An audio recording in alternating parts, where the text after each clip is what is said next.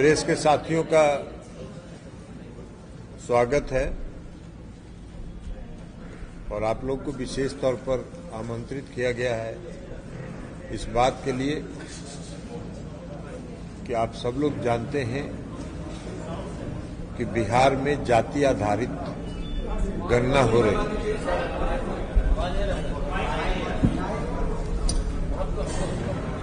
आप सबों को इसलिए आमंत्रित किया गया है कि आप सबों को पता है कि बिहार में जाति आधारित गणना की जा रही है। बिहार में जाति आधारित गणना शुरू करने के पहले हम लोगों ने केंद्र की सरकार से हम सभी 11 सांसदों का प्रतिनिधि मंडल मिला था। बिहार के विधानमंडल से दो बार प्रस्ताव पारित हुआ, सर्वसम्मत प्रस्ताव पारित हुआ, जिसमें भारतीय जनता पार्टी भी शामिल थी। उसके बाद हम लोगों ने केंद्र की सरकार से आग्रह किया। माननीय मुख्यमंत्री जी ने भी बिहार के सभी दलों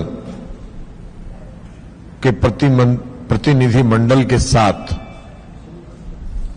आदरणीय प्रधानमंत्री जी से मुलाकात कर उनसे मांग की कि देश भर में जातीय जनगणना कराई जाए। केंद्र की सरकार ने इसको स्वीकार नहीं किया और तब राज्य की सरकार ने अपने संसाधन से बिहार प्रदेश में जाति आधारित गणना, हम केंद्र सरकार से मांग कर रहे थे जातीय जनगणना की, और जब केंद्र सरकार ने इसको स्वीकार नहीं किया तो राज्य सरकार ने अपने संसाधन से जाति आधारित गणना कराने का निर्णय लिया। इसमें भी सभी दलों के प्रतिनिधि शामिल थे। सर्वदलीय बैठक में यह प्रस्ताव पास हुआ था। उस गणना में जो आर्थिक रूप से पिछड़े लोग हैं उनकी भी गणना कराई जा रही थी, ताकि भविष्य में अगर कोई नीति बनाए सरकार तो उस बात को ध्यान में रख के नीति बनाए, और जो समाज में आर्थिक रूप से पिछड़े हैं उनको उनके उत्थान के लिए भी सरकार नीति बनाए। यह सरकार का उद्देश्य था और उसी के आधार पर उसी को ध्यान में रख के सरकार यहां जाति आधारित गणना करा रही थी। जब गणना 70% काम पूरा हो चुका तो भारतीय जनता पार्टी ने पर्दे के पीछे से रहकर कुछ लोगों से पटना हाईकोर्ट में लोकहित याचिका दायर करवाया। उसमें एक हमने देखा कि कोई गाजियाबाद में रहने वाले हैं, उनका भी, उनके नाम से भी पिटीशन पटना हाईकोर्ट में था। खैर, पटना हाईकोर्ट में सुनवाई हुई और सुनवाई होने के बाद पटना उच्च न्यायालय ने विस्तृत फैसला देते हुए उनके आवेदन को खारिज किया, यह कहते हुए कि इससे कोई आपकी निजता भंग नहीं होती और सरकार को, राज्य की सरकार को यहां रहने वाले लोगों के पिछड़ेपन को दूर करने के लिए गणना कराने का अधिकार है। ये लोग चले गए सुप्रीम कोर्ट। जब सुप्रीम कोर्ट गए तो अब तक 2 डेट पर सुनवाई हो चुकी थी, और जब सुप्रीम कोर्ट गए तो सबसे पहले भारतीय जनता पार्टी ने पर्दे के पीछे से, जो भारतीय जनता पार्टी से जुड़े हुए वकील हैं, जो पहले इस देश के अटॉर्नी जनरल रहे हैं, श्री मुकुल रोहतगी जी, उनको उन लोगों ने भेजा, खड़ा किया कोर्ट में उस याचिका के समर्थन में और जाति आधारित गणना के विरोध में। वो चाहते थे कि सर्वोच्च न्यायालय स्टे दे दे उनको, सर्वोच्च न्यायालय ने कहा कि कोई स्टे पहले तिथि में कोई स्टे देने का और स्थगन आदेश का कोई जरूरत नहीं है, इसलिए कि तब तक बिहार में जाति आधारित गणना पूरी हो चुकी थी और उसका जो डाटा है वो डाटा कंप्यूटर में अपलोड किया जा चुका है। तो माननीय सर्वोच्च न्यायालय ने कहा कि भाई इससे आपको आपकी कौन सी निजता भंग होती है। आप लोगों ने अखबारों में भी देखा होगा सुप्रीम कोर्ट ने जो टिप्पणी की कि भाई आपसे पूछा जा रहा है कि आप किस जात में हैं। तो ये तो सबको मालूम है, आपके पड़ोसी को भी मालूम है, आपके मोहल्ले वाले लोगों को मालूम है, सबको मालूम है कि आप किस जात में पैदा हुए हैं। तो इससे निजता कौन सी भंग हो रही है आपकी? आपका कौन सा प्राइवेसी आपका भंग हो रहा है? इससे कोई प्राइवेसी आपका भंग नहीं हो रहा। उसके पहले सर्वोच्च न्यायालय में हम उसकी चर्चा नहीं करना चाहते हैं। माननीय सर्वोच्च न्यायालय ने जब मंडल कमीशन लागू हुआ था उसमें संविधान पीठ ने फैसला किया था, उसमें कहा था कि राज्यों को अधिकार है अपने राज्य के अंदर गणना कराने का, राज्य में नीति बनाने का, और नीति बनाने के लिए गणना कराने का अधिकार राज्यों को है और यह राज्यों को करना चाहिए। तो खैर सर्वोच्च न्यायालय ने स्टे देने से इनकार किया। उन्होंने कहा कि आप बहस कीजिए, बताइए हमको कि कौन सी प्राइवेसी आपकी भंग हो रही है। तो एक डेट में, दो डेट में, उसके बाद जब इन लोगों ने देखा कि अब दाल नहीं गलने वाली है तो भारतीय जनता पार्टी जो पर्दे के पीछे से रहकर ये खेल खेल रही थी उनको अपना नकाब उतारना पड़ा। और नकाब उतारने के बाद कल माननीय सर्वोच्च न्यायालय में भारत सरकार के सॉलिसिटर जनरल श्री तुषार मेहता जी हाजिर हो गए और उन्होंने भी कहा कि भाई अब हमको इन याचिकाकर्ताओं के पिटिशनर के पक्ष में कुछ बात हमको भी रखनी है। सुप्रीम कोर्ट जी ने कहा कि ठीक है आपको भी रखनी है तो रखिए अपनी बात। तो उसको सरकार ने, सुप्रीम कोर्ट ने 28 अगस्त तक के लिए स्थगित किया, कहा कि 28 तारीख को फिर सुनवाई करेंगे, लेकिन कोई अंतरिम आदेश हम पारित नहीं करने जा रहे हैं, कोई स्थगन आदेश हम नहीं देने जा रहे हैं। भी कहा कि भारतीय जनता पार्टी इस खेल में पर्दे के पीछे खड़ी है। भारतीय जनता पार्टी के लोग बहुत चिल्पो मचा रहे थे, लेकिन अंतोगत्वा मुख्यमंत्री जी और सरकार ने और हम सब लोगों ने कहा कि हमारे मुख्यमंत्री, बिहार के मुख्यमंत्री माननीय नीतीश कुमार जी बिना आरक्षण के नगर निकाय का चुनाव नहीं होगा और आरक्षण व्यवस्था के साथ नगर निकाय का चुनाव हुआ। उसी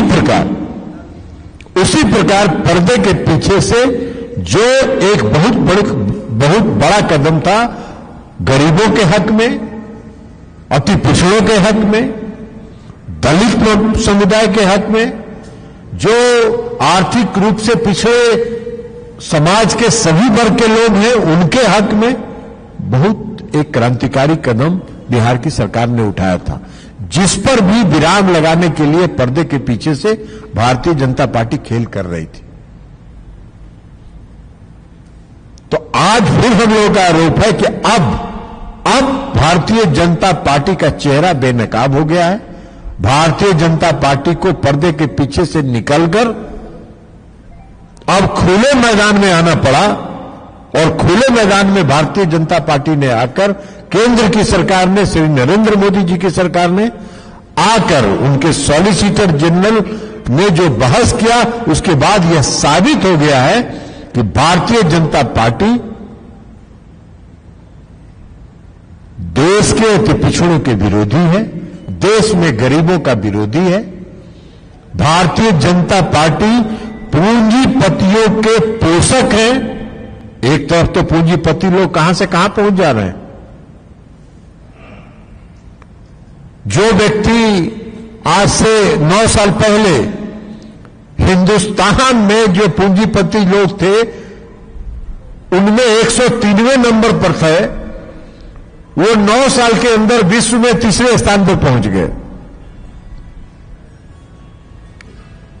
हम लोग का ये कहना है कि भारतीय जनता पार्टी का अब चेहरा बेनकाब हो गया है।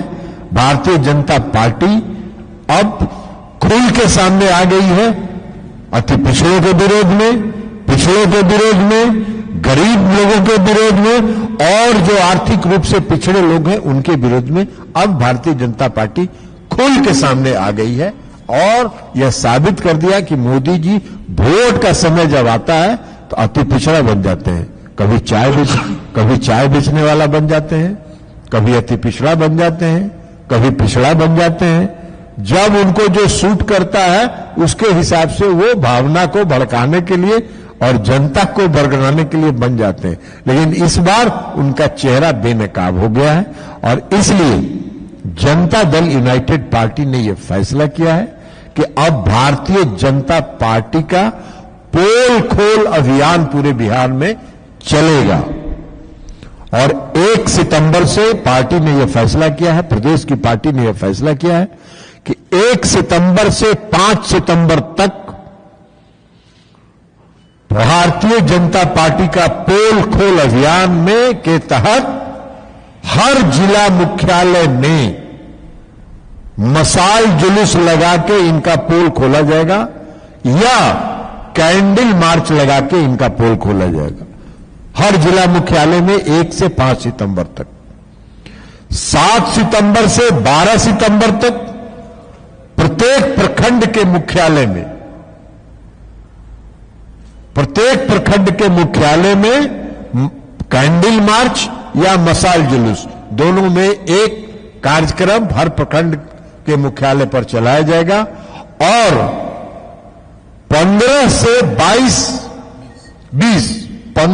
20 सितंबर तक सभी लोग भारतीय जनता पार्टी के इस पोल खोल के खिलाफ अपने घरों के ऊपर काला झंडा लगा के विरोध प्रदर्शन करेंगे और इनका पोल खोलने का संकेत देंगे बिहार की जनता से। तो इसलिए यह फैसला किया गया है पार्टी की तरफ से और इसलिए आप सबों को आमंत्रित किया गया। अब भारतीय जनता पार्टी कहीं से कुछ बोलने के लायक भी नहीं बची है। अब आप लोगों को याद होगा कि बीच में पटना हाईकोर्ट में जब स्टे हुआ था तो भारतीय जनता पार्टी के बड़े वीर नेता लोग जो है, छपास वाले जो है, जो इनका अखबार में जब तक देखते नहीं है अपना न्यूज नाम तब तक उनको भोजन करने का और चाय पीने का उनको फुर्सत नहीं होता है। ऐसे लोग क्या क्या बयान दे रहे थे। राज्य सरकार ने जातीय जनगणना कराया, बिना तैयारी के कराया, सर्वदलीय बैठक बुलाइए, हम लोग एकदम जातीय गणना कराने के पक्ष में हैं। आज सुप्रीम कोर्ट में जब देखे कि अब कोई चारा नहीं है तो खुल के सॉलिसिटर जनरल को भेज दी। 1 सितंबर से 5 सितंबर तक प्रत्येक जिला मुख्यालय पर मशाल जुलूस या कैंडल मार्च निकाल के विरोध प्रदर्शन किया जाएगा। 7 से 12 सितंबर तक प्रत्येक प्रखंड मुख्यालय पर मशाल जुलूस या कैंडल मार्च निकाला जाएगा और 15 से 20 सितंबर तक घरों के ऊपर काला झंडा लगा के विरोध प्रदर्शन किया जाएगा और यह बताया जाएगा कि हम इसके विरोध में हैं। भारतीय जनता पार्टी का पोल खुल गया है।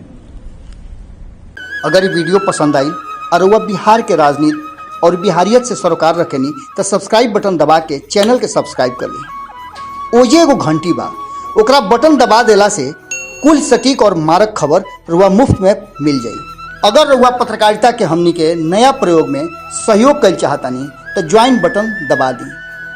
पेटीएम नंबर नोट कर ली 9386816700। धन्यवाद।